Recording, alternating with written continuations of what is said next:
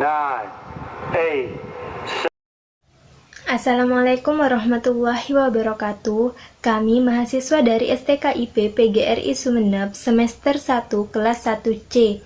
Di sini kami akan mempresentasikan hasil kerja kelompok kami tentang perkembangan kepribadian yang telah ditugaskan oleh Pak Sama. Kami dari kelompok 7. Perkenalkan, nama saya Trifania Aisyah. Pada kesempatan kali ini saya akan menjadi moderator bagi kelompok 7. Terdapat 4 materi yang akan kita bahas pada kali ini. Yang pertama, pengertian kepribadian yang akan dibacakan oleh Saudara Sofi Okta Librianti. Materi yang kedua adalah teori kepribadian menurut para ahli yang akan dibacakan oleh Saudara Sofia Qurratul Aini. Yang ketiga adalah faktor-faktor yang mempengaruhi kepribadian yang akan dibacakan oleh Saudara Siti Nurhaliza.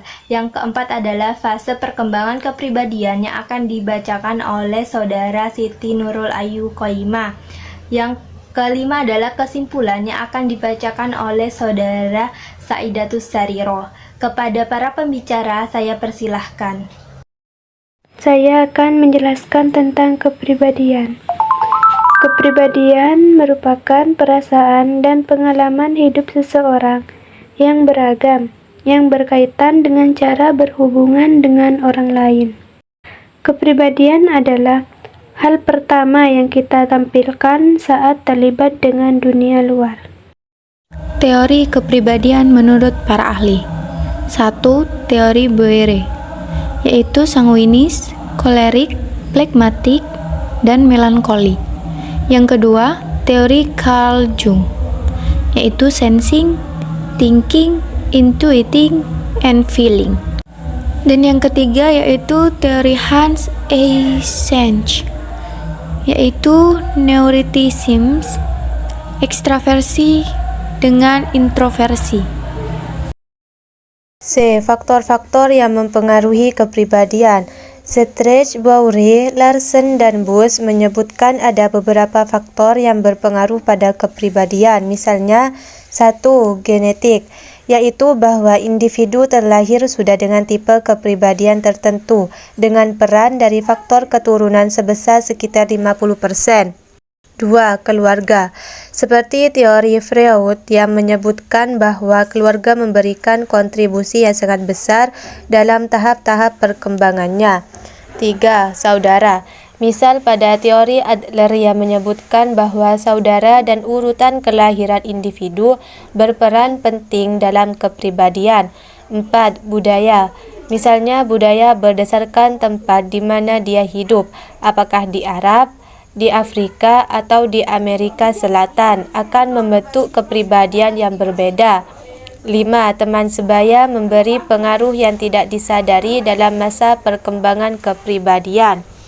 Misalnya, dalam teori modeling atau menirukan yang dikemukakan oleh Albert Bandura disebutkan bahwa individu cenderung menirukan apa yang dilakukan teman di mana ia berinteraksi dalam keseharian. Seringkali kelompok teman sebaya memainkan peran yang lebih penting dalam mempengaruhi kepribadian atau perkembangan kepribadian dibandingkan peran orang tua. Assalamualaikum warahmatullahi wabarakatuh. Perkenalkan, nama saya Siti Ayunul Qoyimah, absen 38. Di sini saya akan menyampaikan sedikit materi tentang fase perkembangan kepribadian. Fase perkembangan kepribadian dibagi menjadi 5 tahapan, yaitu 1. Fase oral atau oral stage, 2. Fase anal atau anal stage, 3. Fase valis atau velic stage, 4. Fase laten atau latency stage, 5. Fase genital dan genital stage. Fase oral atau oral stage biasanya terjadi pada usia 18 bulan.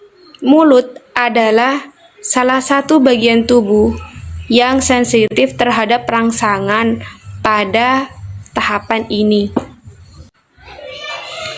Fase anal atau anal stage biasanya terjadi pada usia 18 bulan sampai 3 tahun.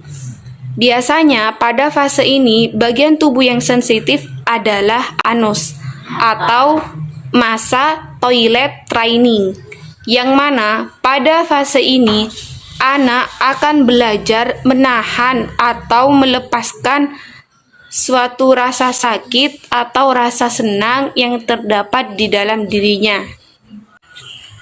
Tahapan selanjutnya adalah fase Felix atau Felix stage, yang mana fase ini biasanya terjadi pada usia 3-6 tahun. Pada fase ini, bagian tubuh yang sensitif dan banyak mendapat eksplorasi, yaitu alat kelamin. Tahapan yang keempat adalah fase laten atau latency stage, yang mana fase ini biasanya terjadi pada usia 6 tahun sampai pubertas. Biasanya, pada fase ini terjadi dorongan seks yang bersifat laten atau tertekan, namun seringkali memunculkan gangguan perilaku seks. Tahapan yang terakhir adalah fase genital atau genital stage, yang mana biasanya fase ini terjadi pada usia pubertas sampai seterusnya. Dan pada fase ini, setiap individu mengalami kematangan pada organ reproduksinya. Keberhasilan perkembangan pada setiap fase ditentukan oleh keberhasilan tugas perkembangan yang telah diselesaikan pada tahapan sebelumnya. Mungkin hanya itu yang dapat saya sampaikan, dan materi selanjutnya akan disampaikan oleh sahabat Saidatus Sarirah.